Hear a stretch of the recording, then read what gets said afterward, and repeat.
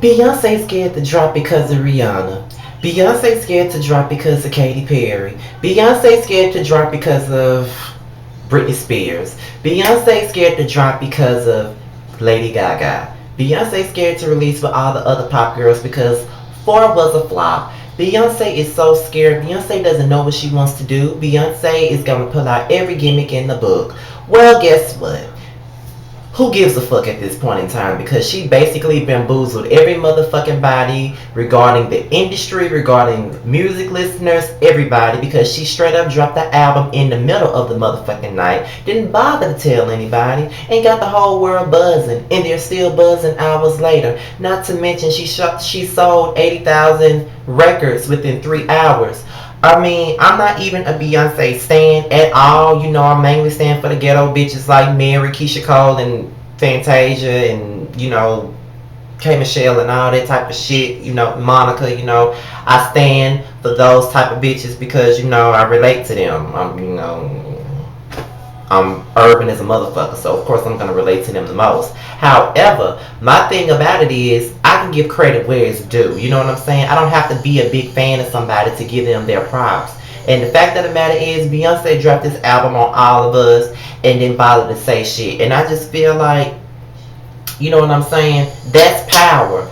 The fact that her album went #1, the fact that it's already sold 80K already within 3 hours is amazing to me. Like, people was already doubting her record sales in the first place, you know, because 4 sold 300K, and then you saw all the other pop girls like, you know, Gaga and Britney Spears and their record sales in the first week going downhill or whatever. Everybody was expected. But what's Beyonce gonna do? You know, for months people were saying that Beyonce was scared to drop an album, and she did. And you know what I'm saying? You can't really knock her, and you can't say, you really can't criticize her. This was marketing genius at this point in time. To my opinion, she was a genius at this shit. She basically had y'all foaming at the mouth for a motherfucking album, and she dropped it. And not only was it a genius move as far as marketing wise, the album and the music is great. Just about every song on here is good, and I have never ever in my life liked a Beyonce CD all the way through except for 4. You know what I'm saying? Like, for years I always thought that Dangerously in Love was the best one, but then I ended up changing my mind as I got older. And before this self-titled album came out, it was in this, you know, order. It was 4, it was B-Day, it was Dangerously in Love, and then it was I Am Sasha Fierce. That's what it was. So all I gotta say is, even if you're not a Beyonce fan, because I'm not even a stan like that, however, just give credit where it's due. You ain't got to hate, you ain't got to be, you know what I'm saying, gotta be salty. The girl did a thing with this CD. Not only did she just drop it on us and make us listen to this shit, make us, you know, we've been wondering, we've been anticipating and every damn thing, but the music is good. It's like, it's good. You know what I'm saying? Like, it feel like this is the real Beyonce. Like, a lot of these songs really make me feel like this is what Beyonce really is. And I'm not going to go by track thing. I'm just going to talk about the songs that I like the most.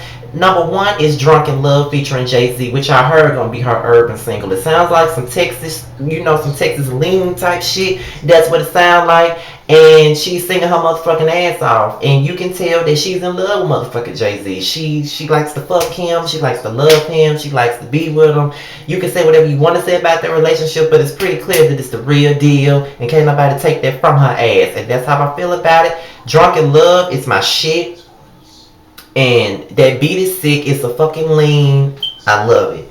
Haunted and Ghost is 2 songs. At the beginning it's Ghost, and then as you go on it's Haunted. She basically talking about the music industry. She was reading the music industry and everything. Like, this bitch was basically keeping it 100, keeping it real, you know, being genuine, being honest, making music that she feels, you know what I'm saying? And I was feeling her on this shit, on Pretty Hurts. She was fucking inspirational on this song, you know what I'm saying? Fucking inspirational.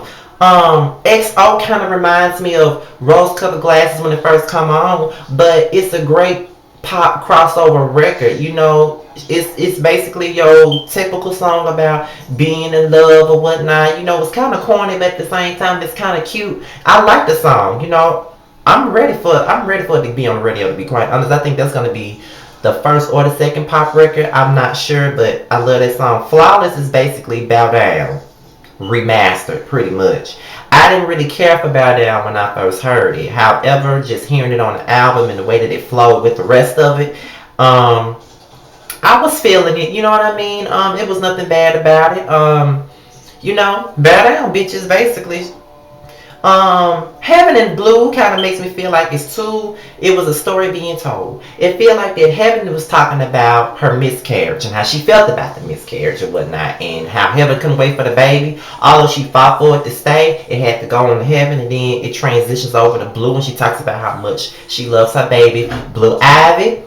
Touching too. Both of those songs are very touching in my opinion. I love it. I love it. I love it. I love it. I love it. Mine featuring Drake. Everybody knows I think that Drake is a pussy, and everybody knows that I don't like Drake worth a damn. But this song was the shit. You know what I'm saying? It was pretty much the shit. She was like, first of all, everybody knows that.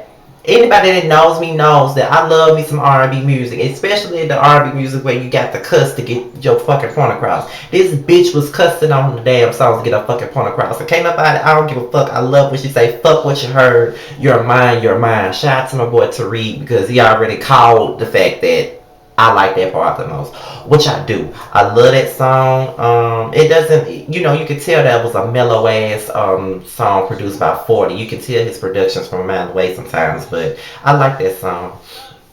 Partition, a freaky ass song. This bitch talking about Jay-Z did the Monica Lewinsky on her blouse. Really though? Like, not only was she keeping it 100 and keeping it genuine on this album, she was also sexed up as a motherfucker, in my opinion. You know what I mean? She was real motherfucking sexed up on this shit. So, I really can't hate on it. Partition is the shit. You know what I'm saying? It's gonna be a club bang. I can see the clubs blasting this shit. And if she's, I think this should be another urban single. If she don't have another one planned out, I think it should be another urban single. But I don't know if she wants to release this for the club, she can, because I can see a lot of clubs, particularly the gay clubs, blasting that shit like it ain't nothing. Blow gives me that 70s, that 80s feel. It's a very sexy ass song. I loved it. I love the hell out that song. It's probably one of my favorite songs. That and Rocket. Rocket is my shit too. You know what I'm saying? I love that. Jealous. I'm like, bitch. Jealous, like that song is off the chain as well. Like it starts off saying that she was in her penthouse half naked. She cooked his breakfast for him naked, and she basically jealous of what he doing. He not at home with her. It's like really, like come on now, Beyonce, keep it motherfucking 100. That's what you doing. I think I done went through all the damn songs within 7 minutes. I think I didn't talk about No Angel that much. I still got to get into that song. It's not a bad song, period. I like the song. Like I said, I like every fucking song on here, but I do have my faves. But No Angel is not my particular favorite, but it's a great song, but I just have to continue to get through it. Superpower is a good song. It's not really my favorite song either. I'm not that much of a huge fan of Frank Ocean, although I do have his Channel Orange album. I'm not that big of a fan. God forgive me, but the song is okay. It's just not my favorite song. I got to continue to grow to get into it. But the fact of the matter is, Beyonce has done it again. She shocked us all. She got all these motherfuckers talking, and that's all that really matters at this point. I don't really give a fuck what anybody says. I'm not a fan of hers at all, but I can give credit where it's due. This CD is the shit, and everybody that doubted her can just zip it, can just shut the fuck up. That's all you can do. I mean, you can come up with all the magic tricks, all the excuses, anything you want to come up with to discredit whatever the fuck she trying to do, because people are discrediting her and people don't want to give her props, but the bitch deserves every piece of props that she get for this shit. Not only did she drop this album on us, but she got a video for every motherfucking song. She's a hard-working ass bitch, and can't nobody take that away from her. So she had to have this up her sleeve the entire time. She had to have this up her sleeve the entire time. So the fact that she's such a hard-working bitch, and she's a great performer, and she's very serious about her craft, and she's always going going up the ladder every time she does an album is amazing to me. You don't have to be a stand to respect somebody's craft. I mean, there's a lot of people that I don't necessarily stand for, nor necessarily do I care for, but I can still give them props where it's due and just let them know that they're doing the damn thing. So Beyonce, you won me over with this shit. I'm gonna get it when the physical come out, because I ain't got enough storage to be buying this shit off the CD. I mean, off iTunes. I don't have enough storage for that shit. I'm just gonna buy it when the physical come out. But with that being said, y'all, this is my review. Oh shit. This is my review.